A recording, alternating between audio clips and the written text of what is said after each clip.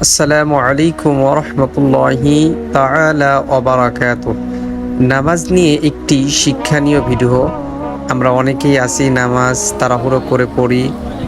এই শিক্ষণীয় ভিডিও থেকে আমাদেরকে সচেতন হওয়া এবং পরিবর্তন হয়ে ইসলামের অনুযায়ী আল্লাহ তাআলার ইবাদত করতে পারি। আল্লাহ সেই তৌফিক আমাদেরকে দান করুন। কোন ভিডিওগুলো আপনাদের ভালো লাগে কমেন্ট করে অবশ্যই জানাবেন। নামাজ শেষ, চলে যাচ্ছ নাকি? কাকা, শোনো, তুমি নামাজ আদায় করে পড়লা, খুব তাড়াহুড়ো করে আবার চলে যাচ্ছ, এই জন্য তোমাকে ডাক দিলাম। কাকা, নামাজে মন বসে না, আর দ্বিতীয়ত বাসায় অনেক কাজ রয়েছে, এই জন্যে তাড়াহুড়া করে নামাজটা শেষ করে বাসায় যায় কাজ করে। তাড়াহুড়ো করে তুমি নামাজ আদায় করে চলে যাচ্ছ, এই তুমি তাড়াহুড়োটা কার সাথে করতেছো একটাবার কি ভাবছো? না তো কারণ তুমি যখন নামাজে দাঁড়াইছাও আল্লাহর জন্য দাঁড়াইছাও, তাহলে তোমাকে আমি একটা উদাহরণ দিই, একটু মন দিয়ে শুনলাম। মনে করো এই যে তুমি বলতেছো নামাজে আমার মন থাকে না, এই নামাজে তাড়াহুড়ো করে চলে যাচ্ছ মানে দুনিয়ার কাজের জন্য। তোমাকে একটা উদাহরণ দিই, একটা উদাহরণটা মনে দিয়ে শোনো। মনে করো তোমার 12টা 30 মিনিটে তোমার ফাঁসির রায় হয়েছে। কয়টা? 12টা 30 মিনিট। হ্যাঁ, এখন 11টা 30 মিনিট তোমাকে বলা হচ্ছে যে আর 30 মিনিট সিয়াম তুমি বাঁচবে, আর 30 মিনিট বাঁচবে, জীবনের শেষ তাওবাটা করে নাও এবং জীবনের শেষ 2 রাকাত সালাত তুমি নামাজে আদায় করে নাও এবং তুমি 2 ফোঁটা চোখের পানি রবের কদমে ফেলে বিদায় নাও। তাহলে ওই ব্যক্তির অবস্থাটা কেমন হতে পারে? একদিকে তার কনফার্ম মৃত্যু, আর একদিকে তার জীবনের শেষ সালাত। তখন সে তো মানে খুব ধীরে সুস্থে এবং আল্লাহর কাছে মাপ পাওয়ার আশায় মানে ভালোভাবে নামাজ আদায়। তুমি আর একটু শোনো, আগে আমি শেষ করি। একদিকে তার জীবনের শেষ সালাত, আর একদিকে তার কনফার্ম মৃত্যু।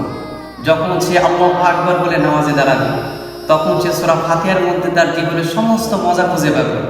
যখন সে সূরা ফাতিহা শুরু করবে, আলহামদুলিল্লাহি রাব্বিল আলামিন আর রহমানির রহিম মালিক ইয়াউমিদ্দিন, এভাবে সূরা ফাতিহা পড়তেই তার জীবনের দীর্ঘ সময় পার হয়ে যাবে। যখন রুকুতে যাবে আর উঠতে মন চাইবে না, সিজদায় যাবে আর উঠতে মন চাইবে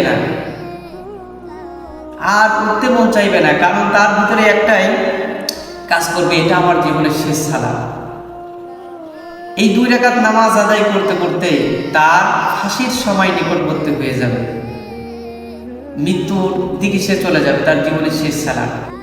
এমনভাবে প্রস্তুতি গ্রহণ করবা যে ফজরের নামাজ আদায় করছো, জহর পাবো কিনা কোনো গ্যারান্টি নেই।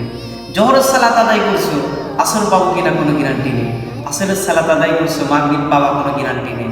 এমন প্রস্তুতি গ্রহণ করতে হবে যে মাগরিব পড়ছো, ঈশা পাবো কিনা কোনো গ্যারান্টি নেই। দেখবা এমন চিন্তা নিয়ে যদি কেউ নামাজে দাঁড়ায়, ওই ব্যক্তির ভিতরে দুনিয়ার কোনো আকর্ষণ ঢুকতে পারে না, দুনিয়ার কোনো বাজে চিন্তা ঢুকতে পারে না, এবং ওই ব্যক্তি নামাজ থেকে মন অন্য জায়গায় যেতেই পারে না। যতক্ষণ সে ওই ব্যক্তি নামাজে দাঁড়ায়, এমন প্রস্তুতি নিয়ে নামাজ আদায় করবে, যতক্ষণ আল্লাহ তাআলার প্রেম নিয়ে নামাজ আদায় করবে। সুবহানাল্লাহ। তাহলে এমন পরিস্থিতি যদি তোমার হইতো, তাহলে তুমি কি তাড়াহুড়ো করে নামাজ পড়ে যেতা? না তো কাকা। তুমি আমি নামাজের দিকে তাকাইলাম তাড়াহুড়ো করে, আমরা তুমি না, এইভাবে আরো অনেকেই আছে। সূরা কিরাত আমরা সঠিকভাবে জানে না, বিদায় নামাজের প্রতি তাদের কোনো আকর্ষণ নাই, তাড়াহুড়ো করে নামাজ আদায় করে চলে যাচ্ছে। অথচ আল্লাহ তাআলা কোরআনুল কারীমে ইরশাদ করে জানিয়ে দিচ্ছেন যে ফাওয়াইলুল লিল মুসাল্লিন, ওই সব নামাজীদের জন্য দুঃসংবাদ, দুর্ভোগ যারা সালাতে তাড়াহুড়ো করে। এই জন্য এই যে আমি যে উদাহরণটা তোমাকে বললাম, যদি আমার পরিস্থিতি হইতো, তাহলে কি তাড়াহুড়ো করে নামাজ আদায় করতা? কখনোই কিন্তু করতে না। দুনিয়ার সমস্ত কিছু কিন্তু সব চলে যেত, তবুও নামাজ থেকে তোমার মন অন্য জায়গায় যেত না। এই জন্য এমন প্রস্তুতি নিয়ে সবসময় নামাজ আদায় করবো আজকের থেকে। জি কাকা, আমি এরকম ভাবে তো কখনো ভাবি নাই। ইনশাআল্লাহ আমি এবং আমরা সবাই চেষ্টা করব যে ভালোভাবে নামাজ আদায় করার, এবং নামাজের ভিতর দুনিয়াবে কোনো চিন্তা না করে নামাজে সূরা কিরাত ভালোভাবে পড়ার চেষ্টা করব ইনশাআল্লাহ। শুধু তুমি না, এইভাবে আরো যারা রয়েছে তাদেরকে দৃষ্টি আকর্ষণ করে বলবো, সালাত নিয়ে কখনো তাড়াহুড়ো করবেন। এই উদাহরণ থেকেই আমাদের যে মনে করতে হবে, এই উদাহরণটাই আমাদের জীবনে এসেছে।